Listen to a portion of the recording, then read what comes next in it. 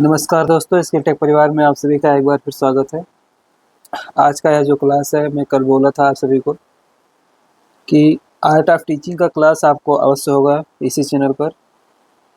तो art of teaching में जो बिहार स्टेट का पेपर अभी कंटिन्यू चल रहा है, उसमें यह यूजफुल होगा और साथ ही साथ आपको जो यूपी टेट का एग्ज़ाम होने वाला भविष्य में, उसमें भी आपको ये काफ़ी हेल्पफुल होगा यह क्लास। तो आप सभी लोग पेशेंस बना के ध्यानपूर्वक मेरी बात को सुनिएगा और बीच बीच में मैं आपको क्वेश्चन को कैसे ऑप्शंस को एलिमिनेट करना रहता है किसी क्वेश्चन में जिसमें आपको चीज़ें ना पता हो, उसको भी बताता रहता हूँ। इसलिए आप अच्छे से मेरी बात को ध्यान से सुनिएगा। और यह सेशन जो है MCQ बेस्ड सेशन है। इसमें MCQ के जो प्रश्न आए हैं एग्ज़ाम में, उसी को करवाया जा रहा है और प्रीवियस ईयर से उठाया गया है प्रश्न। तो आइए ज़्यादा टाइम ना लेते हुए आज का यह सेशन स्टार्ट करते हैं। आज के सेशन का यह पहला प्रश्न है। पहला प्रश्न यह दिया गया है, अधिगम कदाचित औपचारिक है, पहला ऑप्शन दिया गया है। अनौपचारिक है, दूसरा ऑप्शन दिया गया है। औपचारिक या अनौपचारिक है, तीसरा ऑप्शन दिया गया है। कोई नहीं, चौथा ऑप्शन दिया गया। इस प्रश्न का राइट जवाब बनेगा औपचारिक और अनौपचारिक है। लर्निंग इसलिए औपचारिक अनौपचारिक होता है क्योंकि आप इसको रास्ते में चल रहे हैं तभी कुछ चीज़ें आप सीख लेते हैं। विद्यालय में जाते हैं तो आपको औपचारिक शिक्षा मिलती है, ये विद्यालय शिक्षा है। आपकी औपचारिक शिक्षा जो विद्यालय है, ये आप कहीं भी सीख लेते हैं चलते फिरते जैसे हुआ। आशा करते हैं आप सभी लोग समझ पाए होंगे। आइए नेक्स्ट क्वेश्चन देखते हैं। नेक्स्ट क्वेश्चन यहाँ दिया गया है, अधिगम प्रक्रिया में शामिल है अर्जित करना, अंतर्ग्रहण करना, भंडारण करना, उपरोक्त सभी। पहला ऑप्शन अर्जित करना दिया गया है, अधिगम प्रक्रिया में शामिल है। अंतर्ग्रहण करना दूसरा ऑप्शन दिया गया, भंडारण करना तीसरा ऑप्शन, उपरोक्त सभी चौथा ऑप्शन दिया गया। इस प्रश्न का राइट जवाब बनेगा उपरोक्त सभी, अलाभदायक है। इसमें भंडारण करना भी शामिल होता है, अंतर ग्रहण करना भी शामिल होता है, अर्जित करना भी शामिल होता है। आइए नेक्स्ट क्वेश्चन देखते हैं। नेक्स्ट क्वेश्चन यहाँ दिया गया है, आत्मनिर्देशित अधिगम अग्रसर करता है, गहन अधिगम, समृद्ध अधिगम, प्रश्न पूछना, उपरोक्त सभी। आत्मनिर्देशित अधिगम किस ओर अग्रसर होता है? प्रश्न पूछना, समृद्ध अधिगम, गहन अधिगम, उपरोक्त सभी। उपरोक्त सभी यहाँ पे करेक्ट होगा। आइए नेक्स्ट क्वेश्चन देखते हैं। इस प्रश्न में क्या दिया गया है, ज्ञान का उद्देश्य निर्धारित होता है। ज्ञान का उद्देश्य हम कैसे निर्धारित करेंगे? मनोवैज्ञानिक द्वारा, पहला ऑप्शन दिया गया है। दर्शन शास्त्री द्वारा, दूसरा ऑप्शन दिया गया। समाजशास्त्री द्वारा, तीसरा ऑप्शन दिया गया। अर्थशास्त्री द्वारा, चौथा ऑप्शन दिया गया। ज्ञान का उद्देश्य निर्धारित होता है, कैसे निर्धारित होता है? जैसे आप इसको एलिमिनेट कर सकते हैं, अर्थशास्त्र द्वारा नहीं, समाजशास्त्र द्वारा नहीं, मनोवैज्ञानिक द्वारा नहीं। ज्ञान का उद्देश्य दर्शन शास्त्री द्वारा निर्धारित होता है, क्योंकि दर्शन में तर्क वितर्क बहुत ज़्यादा होते हैं और दर्शन बहुत खतरनाक विषय है। कोई दार्शनिक हो गया तो फिर उसके जीवन में समझिए कि बहुत कुछ परिवर्तन हो जाता है। आइए नेक्स्ट क्वेश्चन देखते हैं। अंतक उद्देश्य वर्णन करता है, परिणाम का, पहला ऑप्शन दिया गया है। प्रक्रिया का, दूसरा ऑप्शन दिया गया है। कार्य पद्धति का, तीसरा ऑप्शन दिया गया है। कार्य प्रणाली का, चौथा ऑप्शन दिया गया है। तो दोस्तों इस प्रश्न का राइट जवाब बनेगा, अंतक उद्देश्य वर्णन करता है, परिणाम का करता है, प्रक्रिया का करता है, कार्य पद्धति का करता है। तो अंतक उद्देश्य मतलब अंत का उद्देश्य पूछ रहा है। इसमें शब्द से आप पकड़िए, जितने भी बच्चे सुन रहे हैं मेरी बात को, आप सभी लोग शब्द से पकड़ा करिए। देखिए, अंतक मतलब अंत का उद्देश्य, तो परिणाम ही अंत का उद्देश्य बताता है ना, परिणाम कैसा है। आइए नेक्स्ट क्वेश्चन देखते हैं। नेक्स्ट क्वेश्चन में यहाँ दिया गया है, शिक्षण की पारंपरिक विधि की विशेषता है। पारंपरिक विधि की विशेषता क्या है? इसमें खल्ली और वार्ता, क्रिया, शैक्षिक भ्रमण, समस्या समाधान। इस प्रश्न का राइट जवाब बनेगा खल्ली और वार्ता। नेक्स्ट क्वेश्चन देखते हैं। नेक्स्ट क्वेश्चन में यहाँ दिया गया सूत्र नियम से उदाहरण प्रक्रिया है। सूत्र नियम से उदाहरण प्रक्रिया है आगमन विधि, निगमन विधि, खेल आधारित विधि, प्रयोगात्मक विधि। इस प्रश्न का राइट जवाब बनेगा निगमन विधि। आइए नेक्स्ट क्वेश्चन देखते हैं। जैसे आप साइंस हुआ या मैथ्स हुआ, उसमें आप पहले फार्मूला लिख लेते हैं, फिर उसके बाद उसका डेरिवेशन आप करते हैं, यानी सूत्र लिख लेते हैं। साइंस को विज्ञान बोला जाता है। बहुत से हिंदी भाषा वाले बच्चे कहेंगे कि आप इंग्लिश लिख रहे हैं, इसको गणित बोला जाता है। तो इसमें क्या होता है, आप पहले इसका सूत्र लिखते हैं, फिर इसका आप लोग निगमन करते हैं, निगमन। तो उसी चीज को यहाँ दिया गया है कि निगमन विधि से फिर इसका एग्जाम्पल हम देख लेते हैं, बहुत से आपके उदाहरण देख लेते हैं। तो यही चीज इसमें पूछा जा रहा था, निगमन विधि का ही प्रयोग किया जाता है उसमें विज्ञान और गणित के प्रश्नों को सॉल्व करने में। आइए नेक्स्ट क्वेश्चन देखते हैं। आशा करते हैं आप सभी लोग इस प्रश्न को अच्छे से समझ पाए होंगे। नेक्स्ट क्वेश्चन यहाँ दिया गया है, अन्योन्य क्रिया में शामिल है। अन्योन्य क्रिया में शामिल है, तो अन्योन्य क्रिया में वाद विवाद, प्रश्न, सहायक शिक्षण सामग्री, उपरोक्त सभी। तो अन्योन्य क्रिया में सभी शामिल है इसमें, क्योंकि प्रश्न भी पूछा जाता है, वाद विवाद भी करवाया जाता है, सहायक शिक्षण सामग्री का भी यूज किया जाता है। उपरोक्त सभी यहाँ पर सही ऑप्शन है, नंबर 4। आइए नेक्स्ट क्वेश्चन देखते हैं। नेक्स्ट क्वेश्चन यहाँ दिया गया है, पाठ्य योजना का प्रयोजन है शिक्षण लक्ष्य की रूपरेखा प्रस्तुत करना, लक्ष्य तक पहुंचने का रास्ता तय करना, अधिगम उद्देश्य तय करना, उपरोक्त सभी। पाठ्य योजना का क्या उद्देश्य, अधिगम उद्देश्य तय करना, लक्ष्य तक पहुंचने का रास्ता तय करना, शिक्षण लक्ष्य की रूपरेखा प्रस्तुत करना। ठीक है, यह भी सही है। लक्ष्य तक पहुंचने का रास्ता तय करना, यह भी ठीक है। अधिगम उद्देश्य तय करना, यह भी ठीक है। इसलिए इस प्रश्न का राइट जवाब बनेगा उपरोक्त सभी। आइए नेक्स्ट क्वेश्चन देखते हैं। नेक्स्ट क्वेश्चन यहाँ दिया गया है, सूक्ष्म शिक्षण अधिक प्रभावी होता है शिक्षण अभ्यास की तैयारी के दौरान, शिक्षण अध्ययन के दौरान, शिक्षण अभ्यास के बाद, उपरोक्त में से कोई नहीं। सूक्ष्म शिक्षण अधिगम प्रभावी होता है, सूक्ष्म शिक्षण अधिक प्रभावी होता है।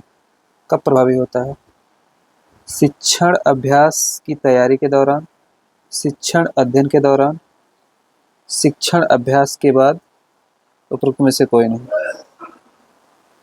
सूक्ष्म शिक्षण, बच्चों इस प्रश्न का राइट जवाब बनेगा शिक्षण अध्ययन के दौरान। सूक्ष्म शिक्षण अधिक प्रभावी पूछा ना, अधिक को आप अंडरलाइन करें, कब अधिक प्रभावी होता है, अधिक प्रभावी।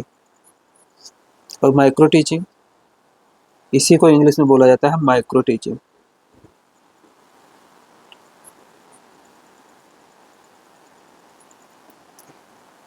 इस प्रश्न का ऑप्शन नंबर 2 सही बनेगा। आइए नेक्स्ट क्वेश्चन देखते हैं। नेक्स्ट क्वेश्चन दिया गया है, पाठ्य योजना का अंतिम चरण है पुनरावृत्ति, गृह कार्य, अनुरूपता, श्याम पट्टकार। पाठ्य योजना का अंतिम चरण है, तो अंतिम चरण इसमें क्या होता है पाठ्य योजना में, जैसे लेसन प्लान,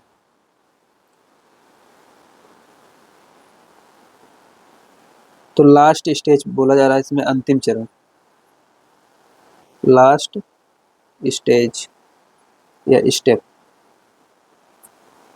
तो पुनरावृत्ति दिया गया है यहाँ पे पहला ऑप्शन, गृह कार्य दूसरा ऑप्शन, अनुरूपता तीसरा ऑप्शन, श्याम पट्टकार चौथा ऑप्शन दिया गया है। तो गृह कार्य यहाँ पे सही होगा, क्योंकि लास्ट में आपको गृह कार्य दिया जाता है, तो दूसरा ऑप्शन आप यहाँ पे गोला कर देंगे। आइए नेक्स्ट क्वेश्चन देखते हैं। तो दूसरे ऑप्शन के सामने आप ऐसे गोला कर देंगे OMR शीट में अपने, अगर आप ऑफलाइन पेपर दे रहे हैं तो, वैसे तो ये पेपर ऑनलाइन है, तो आपको वहाँ पे तो टिक ही करना है माउस से। तो हाँ, एक और ज़रूरी सूचना है, जितने भी बच्चे वीडियो को देख रहे हैं, आप या तो मोबाइल पर या फिर आप साइबर कैफ़े पे जाएंगे, 10 रुपये के 25 रुपये देते हैं, लेते हैं वो लोग। उस पर आप टेक्स्ट बुक पे या फिर कहीं पर जहाँ भी आपको टेस्ट फ्री अवेलेबल होगा वहाँ पे आप एक बार अवश्य माउस वोस अपना चला लें। सॉरी, खांसी मेरी अभी ठीक नहीं हो रही है। चला लेंगे ताकि आपको पेपर हॉल में कोई दिक्कत ना हो, क्योंकि पेपर ऑनलाइन है। जिसके पास टैब है लैपटॉप है वो अपना क्या करेंगे, खुद से ही दे सकते हैं। मोबाइल में थोड़ा रहता है, स्क्रीन छोटी पड़ जाती है। अगर इस पे भी आप वर्क करेंगे तब भी आप कोई दिक्कत नहीं है। तो ऐसे ऐसे मोबाइल आ गए हैं कि आप उसमें माउस को भी कनेक्ट करा सकते हैं। आशा करते हैं आप सब लोग समझ पाए होंगे। मेरी बातों को आप ज़रूर विचार कीजिएगा इस पर। आइए नेक्स्ट क्वेश्चन देखते हैं। नेक्स्ट क्वेश्चन यहाँ दिया गया है, सूक्ष्म शिक्षण एक बेहतरीन उदाहरण है। किस चीज़ का उदाहरण है? भूमिका नाटक के लिए पहला ऑप्शन दिया गया है, प्रदर्शन के लिए दूसरा ऑप्शन दिया गया है, अनुकरण सिमुलेशन के लिए तीसरा ऑप्शन दिया गया है, उपरोक्त में से कोई नहीं चौथा ऑप्शन दिया गया है, माइक्रो टीचिंग। इंग्लिश इसलिए लिख दे रहा हूँ क्योंकि थोड़ा समझने में आसानी होती है। तो इस प्रश्न का राइट जवाब है अनुकरण सिमुलेशन के लिए। आइए नेक्स्ट क्वेश्चन देखते हैं। नेक्स्ट क्वेश्चन यहाँ दिया गया है, अभिक्रमित अनुदेशन आधारित है। तो शास्त्रीय अनुबंधन पर, क्रिया प्रसूत अनुबंधन पर, ए और बी दोनों पर, उपरोक्त में से कोई नहीं। तो अभिक्रमित अनुदेशन पूछ रहा है इसमें। तो अभिक्रमित अनुदेशन जो होता है वो क्रिया प्रसूत अनुबंधन पर आधारित होता है। आइए नेक्स्ट क्वेश्चन देखते हैं। नेक्स्ट क्वेश्चन यहाँ दिया गया है, कक्षा में छात्रों की सीट बदलने से क्या लाभ है? बच्चे कक्षा में हीन महसूस न करें, यह सामाजिक संपर्क एवं भावनात्मक बंधन को बढ़ाता है, बच्चों को मुक्त और अधिक आत्मविश्वास बनाता है, उपरोक्त में से कोई नहीं। सीट बदलने का कारण पूछ रहा है इसमें, कारण नहीं लाभ पूछ रहा है। इसका जो प्रॉफिट होता है, जब चारों ऑप्शन आप पढ़ेंगे तो आपके दिमाग में यही बैठेगा कि यह सामाजिक संपर्क एवं भावनात्मक बंधन को बढ़ावा देता है, क्योंकि बच्चे इधर से उधर बैठेंगे, उधर से इधर बैठेंगे तो एक दूसरे को जानने समझने लगते हैं। आइए नेक्स्ट क्वेश्चन देखते हैं। नेक्स्ट क्वेश्चन यहाँ दिया है, कक्षा का वातावरण होना चाहिए। कक्षा का वातावरण होना चाहिए, कैसा होना चाहिए? सकारात्मक, अधिगमकर्ता की आवश्यकता के अनुसार, स्वतंत्र छात्रों को स्वतंत्रता प्रदान करने वाला, सहयोगी, उपरोक्त सभी। इस प्रश्न का राइट जवाब बनेगा सभी, क्योंकि इसमें सभी पॉजिटिव चीज़ें दी गई हैं। यह भी पॉजिटिव चीज़ दी गई है कक्षा वातावरण के संबंध में, यह भी दिया गया है। तो इस प्रकार यह राइट जवाब बन जाएगा। ऑप्शन के संबंध में पूछा जा रहा है यहाँ पे। आइए नेक्स्ट क्वेश्चन देखते हैं। नेक्स्ट क्वेश्चन यहाँ दिया गया है, पाठ्यपुस्तकों का चयन करते समय ध्यान रखना चाहिए। जब पाठ्यपुस्तक हम खरीदते हैं तो उससे क्या ध्यान रखना चाहिए?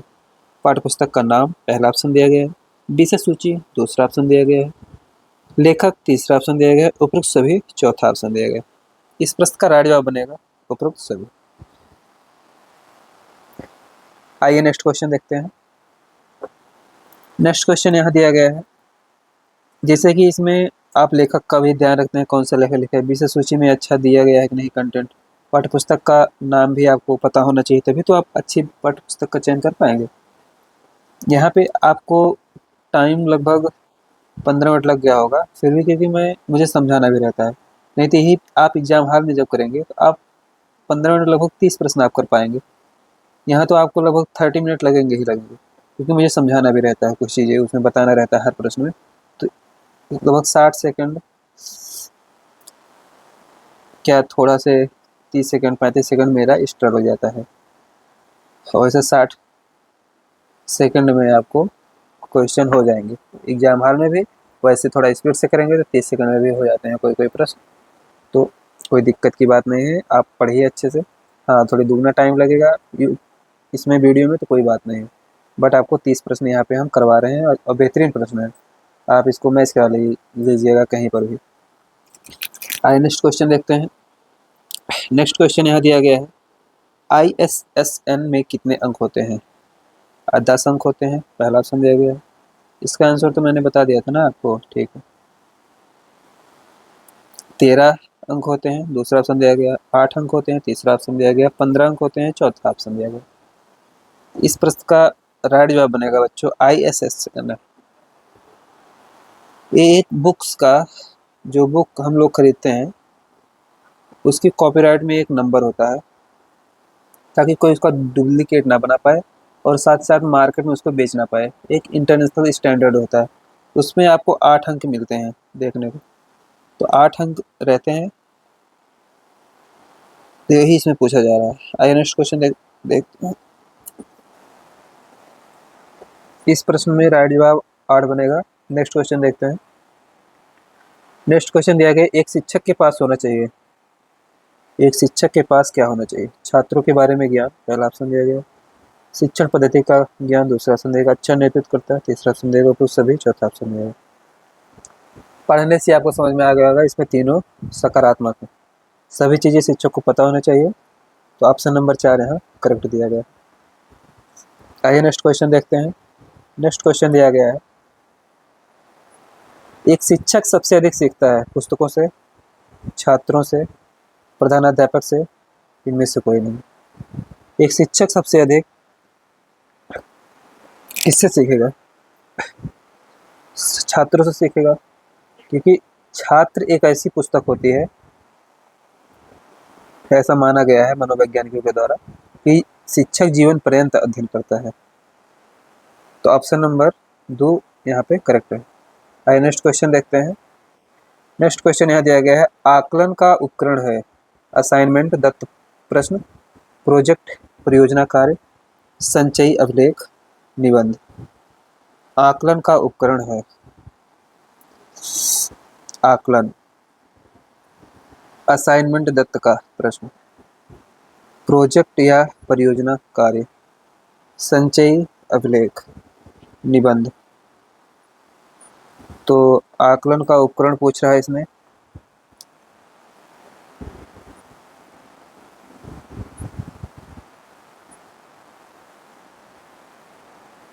तो इसमें राइट जवाब बन जाएगा संचयी अभिलेख। जो संचयी अभिलेख होता है उस आकलन का बेहतरीन उपकरण होता है। वैसे तो असाइनमेंट भी हो सकता है, लेकिन आकलन का सबसे अच्छा उपकरण यही होता है। परियोजना कार्य से भी किया जाता है, लेकिन वो छोटी छोटी यूनिट में किया जाता है, उसको बड़े लेवल पर नहीं किया जा सकता है। संचयी अभिलेख में आपको बड़े लेवल पर किया जाता है। आशा करते हैं आप सभी लोग समझ पाए होंगे। तो ऑप्शन नंबर 3 यहाँ पे सही है। आइए नेक्स्ट क्वेश्चन देखते हैं। नेक्स्ट क्वेश्चन यहाँ दिया गया है, एक प्रभावी शिक्षक का महत्वपूर्ण गुण है। अच्छा प्रेरक, छात्रों के साथ अच्छा संबंध, एक और दो दोनों, इनमें से कोई नहीं। पढ़ने से ही पता लग गया, इसमें पहला और दूसरा ऑप्शन सही है। तो पहला और दूसरा ऑप्शन यहाँ पर सही दिया गया है। यह प्रश्न एकदम राइट है। आइए नेक्स्ट क्वेश्चन देखते हैं। नेक्स्ट में दिया गया है, निर्माणात्मक मूल्यांकन का उद्देश्य है। निर्माणात्मक मूल्यांकन, शिक्षण अधिगम प्रक्रिया का प्रगति जानना, शिक्षण अधिगम प्रक्रिया का सुधार करना, उपरोक्त सभी, दोनों, उपरोक्त में से कोई नहीं। तो इस प्रश्न का राइट जवाब बनेगा शिक्षण निर्माणात्मक मूल्यांकन का उद्देश्य है। तो शिक्षण अधिगम प्रक्रिया की प्रगति जानना, शिक्षण अधिगम प्रक्रिया का सुधार करना, उपरोक्त दोनों। इस प्रश्न का राइट जवाब बनेगा उपरोक्त में से दोनों। चूंकि शिक्षण अधिगम प्रक्रिया जो होती है वो प्रगति जानना भी जरूरी होता है इसमें मूल्यांकन में, और सुधार करना भी जरूरी होता है, ठीक है ना, निर्माणात्मक मूल्यांकन में। तो आइए नेक्स्ट क्वेश्चन देखते हैं। नेक्स्ट क्वेश्चन यह दिया गया है, मूल्यांकन का कार्य कौन सा है? चयन, पूर्वानुमान, निदान, उपरोक्त सभी। तो निदान, पूर्वानुमान, चयन। तो इस प्रश्न का राइट जवाब बनेगा उपरोक्त सभी। आइए नेक्स्ट प्रश्न देखते हैं। क्योंकि मूल्यांकन के कार्य में चयन भी करना जरूरी होता है, पूर्वानुमान का भी लगाना जरूरी रहता है, और निदान भी किया जाता है उसमें। नेक्स्ट क्वेश्चन दिया गया सह पाठ्यक्रम क्षेत्र से संबंधित नहीं है। सह पाठ्यक्रम क्षेत्र से संबंधित नहीं है। वाद विवाद, संगीत, नाटक, कक्षा शिक्षण।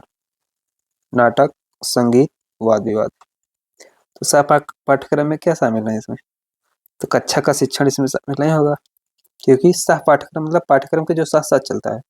इसका सीधा सा मतलब होता है, नहीं पूछा निगेटिव।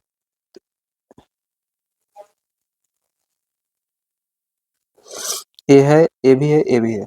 नाटक भी क्या है? संगीत है। जिसे पाठ्यक्रम के साथ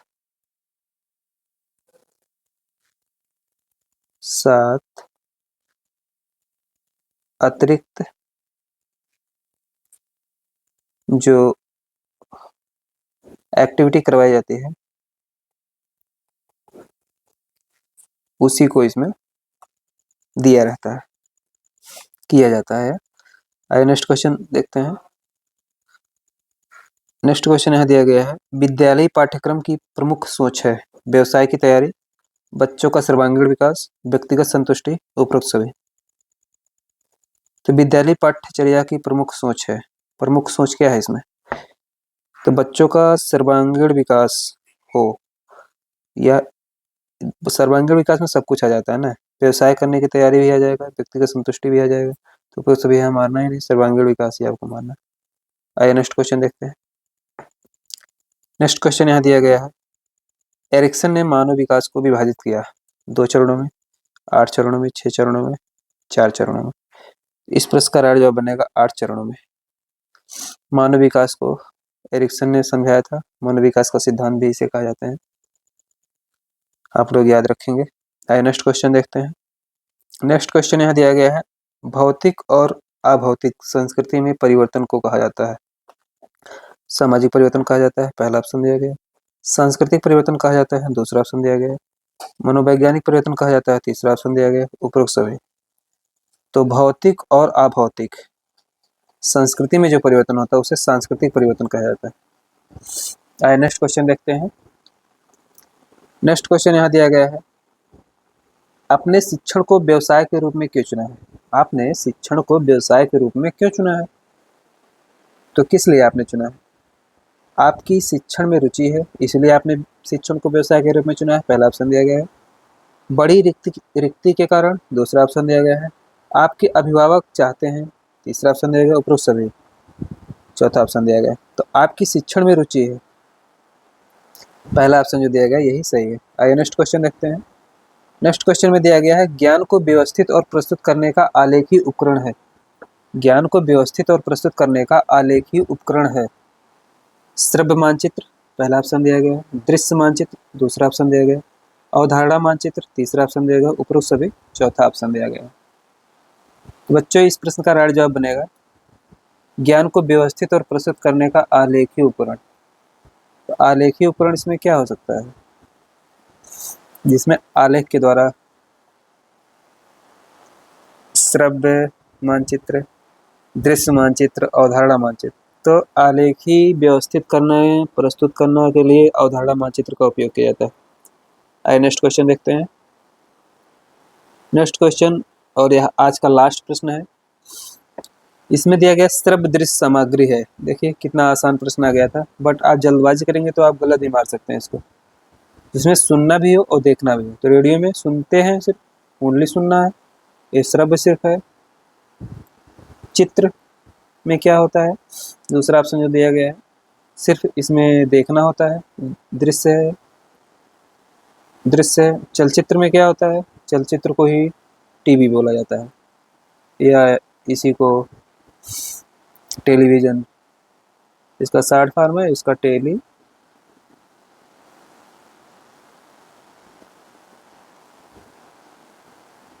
टेलीविजन बोला जाता है इसको। मानचित्र होता है, उसे देखने का कार्य किया जाता है, मैप। इस प्रश्न का राइट जवाब बनेगा ऑप्शन नंबर 3, टेलीविजन। तो बच्चों आज के लिए बस इतना ही। आज हमने इसमें सीखा है आर्ट ऑफ टीचिंग के प्रश्नों को। इसमें आपका पूरा सिलेबस कवर हुआ 30 प्रश्न में। जितना भी सिलेबस दिया है सब हमने इसमें आपका कवर किया है। तो आप लोग निश्चिंत रहेंगे। आप देखेंगे कैसे प्रश्नों को किया है। आप जैसे बीएड करके आए हैं तो फिर आप वहाँ पे कुछ चीज़ें आपको दिमाग में होंगी, तो उसी के बिहाफ पे आपको ये चीज़ें करवाई जा रही हैं। तो आशा करते हैं आप सभी लोग समझ पाए होंगे। और आज का यह क्लास कैसा है आप कमेंट बॉक्स में करके ज़रूर बताइएगा। नेक्स्ट वीडियो में फिर मुलाकात होगी, तब तक आप सभी लोग अच्छे से अपना रिवीजन करते रहिए, पढ़ते रहिए। धन्यवाद।